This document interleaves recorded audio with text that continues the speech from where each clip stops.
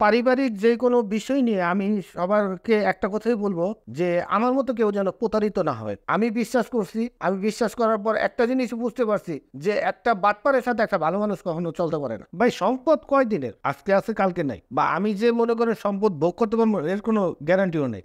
তো মানুষের এগুলা নিয়ে কামড়াকামড়ি আসলে খুব খারাপ। আপনাদের দুই ভাইয়ের গল্প আমি শুনে আসতেছি গত 1.5-2 বছর হলো। প্রথম আপনার মায়ের একটা আদালতের ভিডিও দেখে দেন আমি আপনার সাথে যোগাযোগ করি, আপনার বড় ভাইয়ের সাথে যোগাযোগ করি, বোঝার চেষ্টা করি যে কী ছিল। আপনাদের দুই ভাইয়ের গল্পগুলো অনেক অদ্ভুত। শুধুমাত্র সম্পত্তি নিয়ে যে এত ঘটনা ঘটতে পারে এটা আপনার বড় ভাইকে দেখলে, মাকে দেখলে, আপনাকে না দেখলে বিশ্বাস করা যায় না। মাকে বের করে দেওয়া, সম্পত্তি বের করে নিয়ে নেওয়া না নেওয়া, এই পুরো ঘটনার আজকে আমরা বসছি নতুন একটা আপডেট নিয়ে। ব্যাপারটা আমাকে আপনি বলেন, যারা দেখছে তাদের জন্য বলেন। ব্যাপারটা আগের ঘটনাগুলো তো আপনি জানেন, সবই জানেন। নতুন করে তার বান্ধবী আমাদের মিরপুর 14 নম্বর থাকে, উনি আমাকে ফোন দেয়, হঠাৎ করে ফোন দিয়ে বলল যে তোমরা ভাইরা ভাইরা ঝগড়া করো না, আমি তো মানিকের সাথে চলি, উনি জলি মাইন্ডের, উনি অনেক সমাজ সেবা করে, উনি মাদ্রাসায় তিনখানে অনেক দান খয়রাত করে, আমি তোমার বিষয়টা দেখবো, কিন্তু তোমার আমার কথা শুনতে হবে। তা আমি বললাম আপা আমার ভাইটা টাউট, এটা তো আমি জানি ভালো করে, তো আপনি যদি দায়িত্ব নেন ঠিক আছে, আপনি বলেন কি করতে হবে। পরে উনি আমাকে ফোন দিল, বারবার ফোন দিয়ে আমাকে নিয়ে গেল আপনার কোর্টে। মানে উনি বারে বারে ফোন দিচ্ছেন? উনি বারবারে আমাদের আপোষ মীমাংসা, তোমরা বাইরে বাইরে ঝগড়া করো না, লোক হাসায় না, এটা খুবই ভালো ভালো কথা বলছে। আমি ওনার ভালো কথায় আমিও ইয়ে করলাম যে যাক ঠিক আছে, আমরাও তো আপোষই চাই। ভাই সম্পদ কয় দিনের, আজকে আছে কালকে নাই, বা আমি যে মনে করেন সম্পদ ভোগ করতে পারবো এর কোনো গ্যারান্টিও নেই। তো মানুষের এগুলো নিয়ে কামড়াকামড়ি আসলে খুব খারাপ, আর নিজে কাছেও ইয়ে লাগে। আমি সব কিছু ছেড়ে আমি কিন্তু আমার চাকরি, আমার বাচ্চা কাচ্চা, ওয়াইফ নিয়ে আমি আলাদা আছি, আর চিন্তা করতেছি নিজের বাচ্চা কাচ্চা বড় হচ্ছে বা এরা কি শিখবে, এই ছায়াগুলো আমার বাচ্চা কাচ্চার উপরে লাগতে দিলে আপন ঘটবে। Very good. তো যখন এইভাবে আসি তখন খোঁচা দিয়ে এই অনি কিভাবে নাম্বার, মানে আপনি সম্পত্তির সাথে ছাড়িয়ে দিচ্ছেন? ছাইড়াই দিছি যে দরকার নেই, যে সম্পদ মান সম্মানই থাকে না সেই সম্পদে কি হোক। সঠিক। এখন সম্পদ আছে কিন্তু মান ইজ্জত নেই, আজকে মরে গেলে কালকে কিন্তু এই রেকর্ডগুলোই চাইতে যাবো। রাইট। তো যাক সব কিছু ছেড়ে দেওয়ার পর হঠাৎ করে এই অনি এসে আপনার আমাকে ফোন দিল। ফোন দেওয়ার পর তখন আমি বুঝতে পারছি বড় ভাই হয়তো অনিরে আমার নাম্বারটা দিচ্ছে, নাহলে তো অনির আমার নাম্বার পাওয়ার কথা না।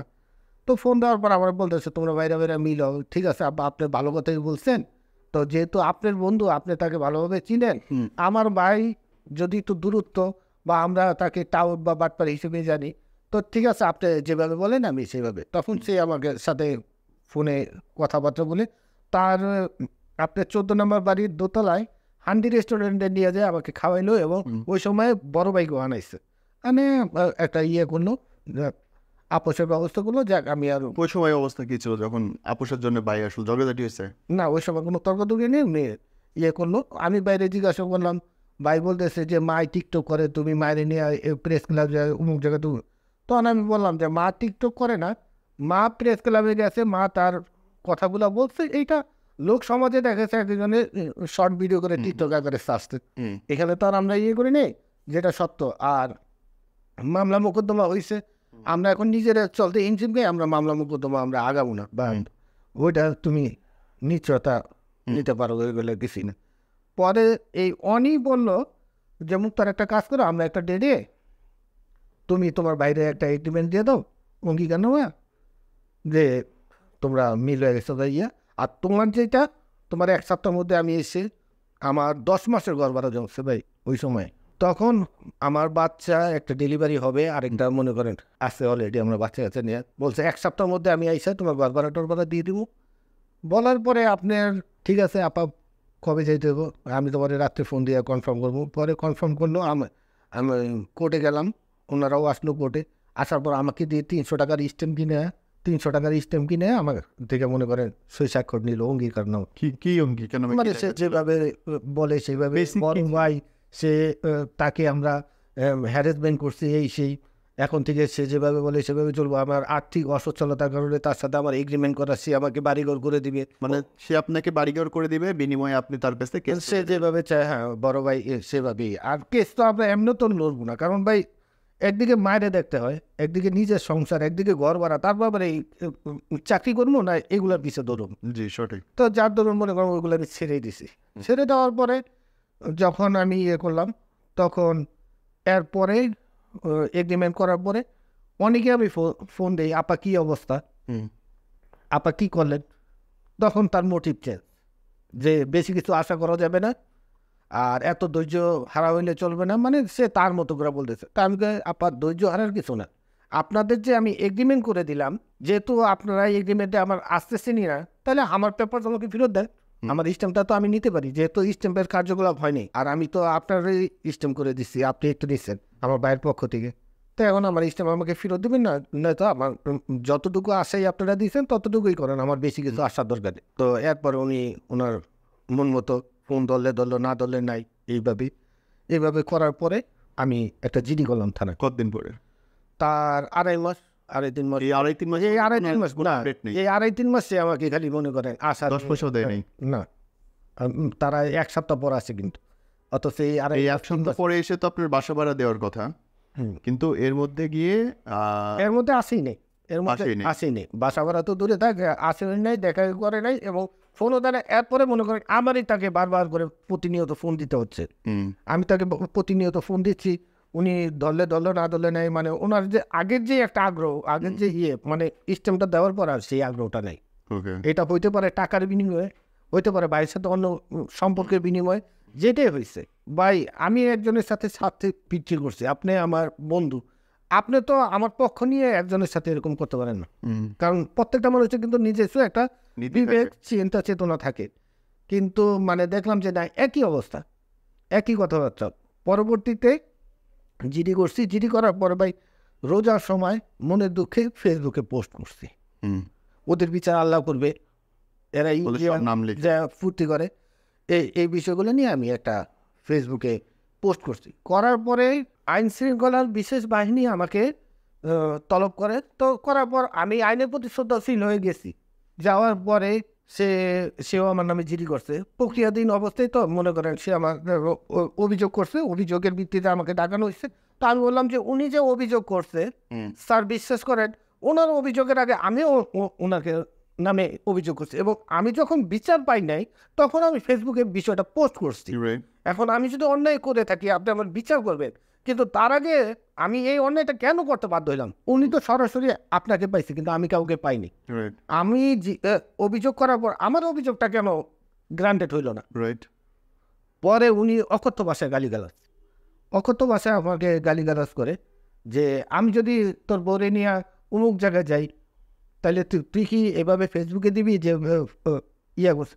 তো ওনারা ঊর্ধ্বতন কর্মকর্তা, ওনারা বিসিএস ক্যাডার, কীভাবে হয়েছে জানি না, কিন্তু ভাই বিশ্বাস করেন মানুষের বিহেভ এত খারাপ আমি জানতাম না। আর আইনের প্রতি আমি খুব শ্রদ্ধাশীল, যখনই যেই কোনো অফিসার যদি আমাকে ডাক দেয় ভাই আমি তাৎক্ষণিক যাই, উচিত। কিন্তু এখন আমি দেখি যে মানে কি ইয়া করবো, আমাকে নিয়ে যে অপমান অপদস্থ, আমার স্ত্রী নিয়ে কথাবার্তা, এখানে যদি আমার ভুল হয়ে থাকে তাদেরও তো অন্যায় আছে ভাই, তাদের অন্যায়টা তারা উত্থাপন না করে আমাকে ইয়ে করলো। তো আমার প্রশ্ন, এটা কবেকার ঘটনা? এটা 1-1.5 মাস। ওকে। তো আর এর মধ্যে ওই ভদ্রমহিলার আপনার কাছে আর আসে নাই কোনোভাবে, কোনো ওখানে যে চলে গেল, অফিসারের পাশে বৈশা উনি বলতেছে তুই আমাকে চিনস, মানে আরো মোটিভ চেঞ্জ। এতদিন তো তুমি করে বলছো এখানে যে উনি আমাকে মানে পুরা তুই আমাকে চিনস, তা আপনাকে কি চিনবো, আর আপনি আমাকে তুই করে কথা বলতেছেন কেন? আর সে যে আসার পরে এই এত ঘটনা ঘটাইলো এবং বিচারের দায়িত্ব নিতে চাইলো, তারপরে হুট করে কেন বদলাইলো? ওই যে ভাইয়ের সাথে সম্পর্ক, এখন হইতে পারে হয়তো তাদের সাথে টাকার বিনিময় হোক, যে ওর থেকে এগ্রিমেন্টটা নিয়ে দেবো তোমার এই দেবো, বা হইতে পারে সম্পর্কে বিনিময়, যে তুমি এটা করে দাও, যে কোনো একটা বিনিময়ে তো সে আমাকে ফোন দিছে। এবং ফোন দেওয়ার পর ভাই বিশ্বাস করেন মানুষ যে এতটা পরিবর্তনশীল, মানে আমি বলতে পারবো না, আমি নিজেও বুঝি না যে এতটা পরিবর্তন কীভাবে হয়। মানে সিগনেচারটা দেওয়ার আগে একরকম, সিগনেচার দেওয়ার পরেই তারপরে আমার তো ভাইয়ের সাথে কোনো কথাই নেই, ওই মহিলাই অ্যারেস্ট করলো আমার। তার মানে এই ঘটনাটা কি শিখলাম যে পারিবারিক যে কোনো বিষয় নিয়ে আমি সবারকে একটা কথাই বলবো যে আমার মতো কেউ যেন প্রতারিত না হয়। হইতে পারে আপনার বড় ভাইয়ের বন্ধু হোক বা বান্ধবী হোক, যেই হোক, আমি বিশ্বাস করছি। আমি বিশ্বাস করার পর একটা জিনিস বুঝতে পারছি যে একটা বাটপারের সাথে একটা ভালো মানুষ কখনো চলতে পারে না। এটা বুঝতে আমার পরে আসলো। এটা যদি আগে আসতো তাহলে আমি ওই মহিলার কখনোই ভাই কখনোই তাকে আমি অ্যালাউ করতাম না, এর ভিতরে আমি তাকে গুরুত্ব দিতাম না। তো আমার এর মধ্যে যেন কেউ না করে। আপনার জীবন কেমনে চলতেছে ভাই? আমি এখন একটা চাকরি করতেছি, মোটামুটি একটা চাকরি করতেছি। আবার আমাদের এখান থেকে আপনার 2টা অটো নামাইছি, ডেলি 800 টাকা করে আসে। ওটা দিয়ে আমার সংসারে বাজার খরচটা হয়। মাঠ চালানো, ফ্যামিলি চালানো। মাঠ চালানো, আমার মেজো ভাইটা আবার একটু ভালো অবস্থা আছে, উনি ব্যবসা করে, মা দিচ্ছে। আবার আমার পালক বোন আছে, জি, ওর সাথে আম্মা আছে। ওই পালক বোনটা নিয়ে তো মূল ঝামেলাটা শুরু হয়েছিল তখন। না, মূল ঝামেলা পালক বোন না ভাই। বিশ্বাস করেন একটা কথা, মা শখ করে একটা বাচ্চা পালতেই পারে, মা সেটা মানি। পালতে পারে। হ্যাঁ, আমরা 3টা ভাই উপযুক্ত, আমি সবার ছোট ছেলে। তো আমার মা যে পালক এটা পালে, আমরা যদি তাকে হিংসা বা করতাম তাহলে কিন্তু আমার মা পালতে পারতো না। তো আমরা ওই সময় কিছু করি নাই, এখন শাক দিয়ে মাছ দেখার একটা বিষয় হয়ে দাঁড়াইছে। ভাই আমি খারাপ, আমার বোন খারাপ, আমার মা খারাপ, বড় ভাই তো ভালো, সে তো সোশ্যাল ওয়ার্কার, সে সুন্দর সামাজিকভাবে কাজ করতেছে, এতিমখানায় দান ঘরে করতেছে। তার মা কোথায়, তার ভাইরা কোথায়? নিজের ঘর ঠিক না রেখে সে বাইরে বাইরে করতেছে। আমি খারাপ হতে পারি ভাই, আমার একটা হক আছে। আমি বলি না যে আমার ভাই আমার কিছু দেয়নি, আমার ভাই আমাকে 30 লাখ টাকা দিছে, কিন্তু মিরপুরে একটা 7তলা বাড়ির মূল্য কি 30 লাখ টাকা? উনিও স্বীকার করে উনি আমাকে 30 লাখ টাকা দিছে, আমিও স্বীকার করি আমাকে এটা দিছে। ইভেন তাকে আমি বলছি, তোমার কাছে আমার কোনো হিসাবের দরকার নেই, আমার জায়গাটার ভিতরে তুমি 4টা রুম করে দাও, আমি 2টা রুম নিয়ে বউ বাচ্চা নিয়ে থাকি, 2টা রুম ভাড়া দিই, আর চাকরি বাকরি করে আমার সংসার আমি চালাইতে পারবো। ভাই খুব আহামরি। ওই টাকা দিয়ে তো জায়গা কিনছিলেন আপনি। ওই টাকা দিয়ে ওনারে নিয়ে আমি জায়গাটা কিনছি। 30 লাখ টাকার মতো খরচ হয়েছে, রেজিস্ট্রি খরচ টরচ নিয়ে। কিন্তু ওই জায়গায় বাসা ওঠানো হয়নি। না, ওই জায়গায় আর ঘর উঠানো নেই, আমি ভাড়াই আছি, ওই জায়গার পাশেই ভাড়াই থাকতেছি। আপনি ওখানে একটা বড় পোস্টারও নিয়ে আসছেন দেখলাম, আমি পোস্টারটা দেখাইতেছি না, একটা হাতে উল্টা করে রাখেন, মানে অনেক ছবি দেওয়া। জি, একটা একটা আমি আসলে দেখাইতে চাই না, মানে ইন্ডিয়া ট্যুরের ছবি দেওয়া এই ভদ্র মহিলার সাথে। আবাসিক হোটেলের ছবিও দেওয়া, এগুলো আমি ফেসবুক থেকে কালেক্ট করছি, এই মহিলার ফেসবুক থেকে এই ছবিগুলো কালেক্ট করা। মানে 2 বন্ধু করতে গেছে। হ্যাঁ, 2 বন্ধু। তার মানে তো তখন একটা জিনিস চিন্তা করেন ভাই, আজকে আমার ওয়াইফ বা ওই অফিসারের ওয়াইফ, ঠিক আছে, যদি এইভাবে ঘুরতে যায় ইন্ডিয়া, তাহলে কি স্বাভাবিকভাবে আমি মেনে নেব? মানে কি ওই অফিসার মেনে নেবে? যাবে এটা তার অথচ ওই অফিসার কয় তোর বউরে যদি আমি এরকম করি, একটা বাজে কথা বলছে, তাই ভাই এটা কোন কাম বলে? এটা একটা প্রশাসনের মানুষের মুখের থেকে, বিশেষ ক্যাডারের মুখ থেকে এটা আশা করা যায় না। আমরা অনুরোধ করতে চাই, দেখেন এই ওনার বড় ভাই এসছেন আমার সাথে, ওনার মা এসছেন, উনি এসছেন, আমি এই ফ্যামিলিটাকে সত্যি পছন্দ করি এবং আমি মনে করি যে আল্লাহ তাদের সমস্ত বিপদ যেন দূর করে দেন, যে ভুল বোঝাবুঝি আছে সেটা যেন দূর করে দেন। কিন্তু একই সাথে বাইরের আর একজন মানুষ শেষ আশার প্রদীপটুকু নিভিয়ে দেবে, এটা অনেক মুশকিল। এবং আপনার সাথে কথা বলে আমি নিজে সত্যি শিখলাম যে পরিবার বা কারো ঝগড়াঝাটির জন্যে তৃতীয় কোনো ব্যক্তির আশ্রয় নিতে হয় না, নিজের ঝামেলা নিজেরাই মিটাইতে হয়। ভাই থ্যাংক ইউ, আল্লাহ আপনার ভালো করুক, সুস্থ রাখুন।